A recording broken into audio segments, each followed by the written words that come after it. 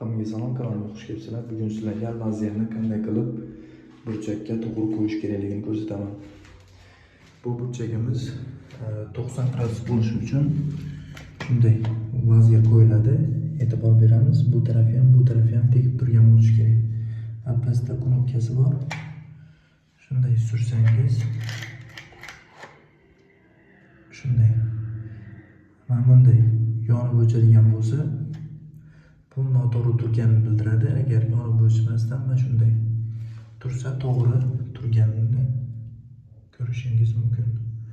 Mana bitta knopkani bosasiz va yana bitta knopkani bossangiz, ikki tarafga ham lazer tushadi.